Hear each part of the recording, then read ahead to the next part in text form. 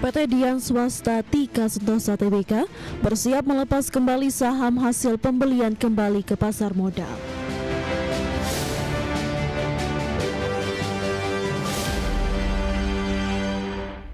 PT Dian Swasta Tika Sentosa Tbk bersiap mengalihkan hingga 9,63 miliar saham treasury mulai 10 Agustus 2026 datang.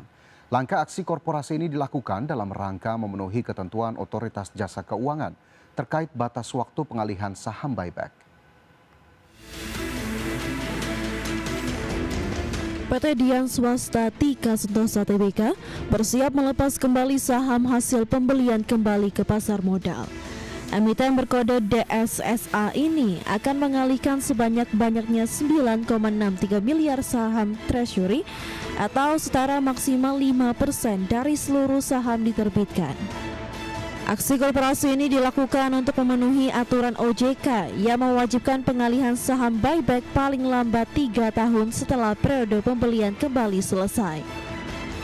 Direktur DSSA David Fernando Audi menjelaskan, pengalihan saham treasury akan dilakukan melalui mekanisme penjualan di Bursa Efek Indonesia mulai 10 Agustus 2026.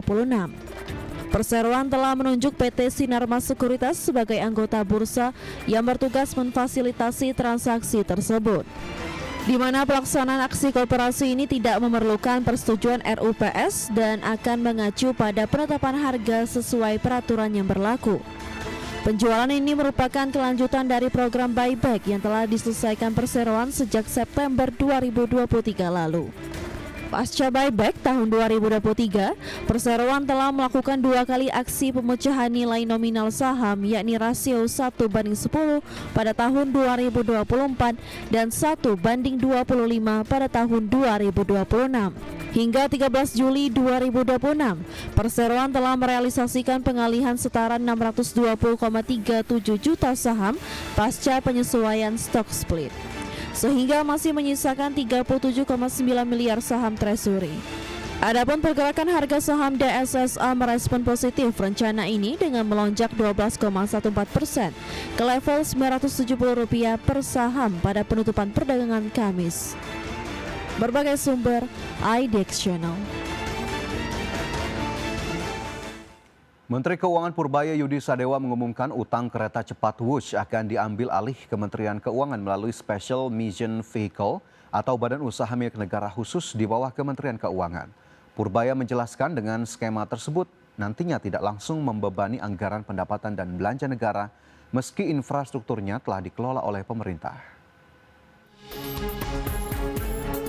Menteri Keuangan Purbaya Yudi Sadewa memastikan proses restrukturisasi utang kereta cepat Jakarta-Bandung atau Wush akan dipercepat dengan mengalihkan pengelolaannya dari Danantara ke Kementerian Keuangan.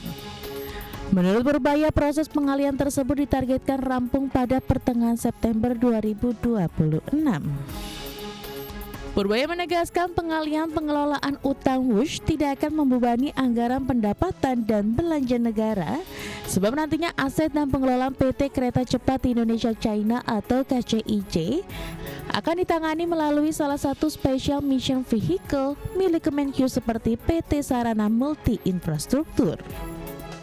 Dialihkan Kemenkyu dikelola saya semuanya KCIC itu, tapi nanti akan kita pakai salah satu tangan BUMN SMP fiskal kita untuk mengelola itu. Kita kan punya banyak juga, ada SME, ada ini, ada lain-lain. Jadi nggak langsung jadi tanggung jawab APBN. Jadi walaupun dikelola pemerintah, tidak akan membebani APBN. Kepemilikannya KCIC nanti di mana Pak? Saya. Oh, berarti bukan di bawah KAI lagi? Pak, berarti nanti akan ada suntikan dana ke KCIC? Atau suntikan dananya melalui SMV, terus baru SMV ke KCIC? Enggak, SMV kan punya untung juga, sebagian biarkan ke situ keuntungan. Kira-kira begitu gambaran kasarnya. Dengan proses pengalihan utang tersebut, Purbaya mengungkapkan kepemilikan 60% saham KCIC yang saat ini dimiliki Konsorsium Indonesia juga akan dialihkan ke Kementerian Keuangan dan tidak lagi berada di bawah PT Kereta Api Indonesia. Sementara 40% saham tetap dimiliki Konsorsium China. Dari Jakarta, Raharjo Patmo, IDX Channel. PT Adi Komuter Property Tbk menghadapi permohonan penundaan kewajiban pembayaran utang dari PT Burda Kontrako di Pengadilan Niaga Jakarta Pusat. Anak usaha adikarya ini memastikan proses hukum tersebut tidak berdampak signifikan terhadap kegiatan operasional maupun kondisi keuangan. PT Adi Komuter Property Tbk menghadapi permohonan penundaan kewajiban pembayaran utang atau PKPU. Emiten berkode ADCP ini menerima rilis panggilan sidang perkara dari Pengadilan Negeri Jakarta Pusat. Gugatan diajukan oleh PT Burda Kontrako selaku kontraktor pekerjaan jembatan akses tahap 2 dan jasa pelaksana rumah di proyek Adi City Sentul. Pemohon mendalilkan perseroan masih memiliki kewajiban pembayaran yang belum diselesaikan. Direktur Keuangan ADCP Ahmad Wahid Abdullah menegaskan bahwa proses persidangan tersebut tidak mengganggu aktivitas bisnis utama perseroan. Manajemen memastikan tidak terdapat dampak signifikan terhadap kinerja keuangan, kegiatan operasional, pemegang obligasi, sukuk maupun fasilitas kreditur lainnya. Perseroan menetapkan menjalankan kegiatan usaha berbasis pengembangan transit oriented development sebagaimana biasanya. Persidangan perdana perkara ini telah dijadwalkan berlangsung di Pengadilan Niaga Jakarta Pusat. Sebagai pengembang properti terintegrasi transportasi publik kawasan LRT Jabodebek, ADCP aktif memperkuat pendanaan melalui instrumen obligasi dan sukuk. Kepastian bahwa permohonan PKPU tidak mempengaruhi kewajiban pembayaran utang kepada kreditur menjadi perhatian penting bagi investor pasar modal. Perseroan mengatakan akan mengikuti seluruh proses hukum sesuai ketentuan yang berlaku. Manajemen juga berkomitmen menyampaikan perkembangan material secara berkala kepada regulator dan Bursa Efek Indonesia. Berbagai sumber, IDX Channel. PT Indika Energi Tbk resmi memperoleh fasilitas pinjaman dari PT Bank DBS Indonesia senilai 155 juta dolar Amerika Serikat atau setara 2,8 triliun rupiah. Pinjaman ini akan digunakan sepenuhnya untuk membiayai belanja modal pengembangan proyek tambang emas perseroan di Sulawesi Selatan.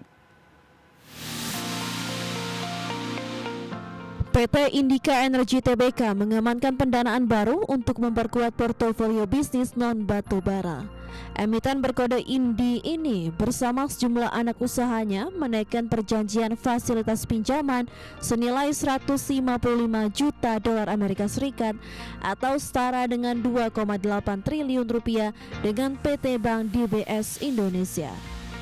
Penandatanganan kesepakatan tersebut dilakukan pada Rabu 5 Agustus 2026 dengan Bank DBS bertindak sebagai pemberi pinjaman sekaligus agen jaminan.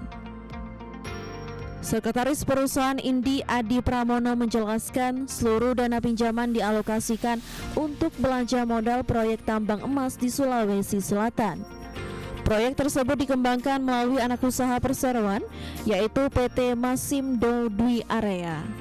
Fasilitas pinjaman dijamin secara pari passu dengan ketentuan indenture surat utang senior perseroan yang memiliki tingkat bunga 8,75% dan jatuh tempo pada 2029 mendatang.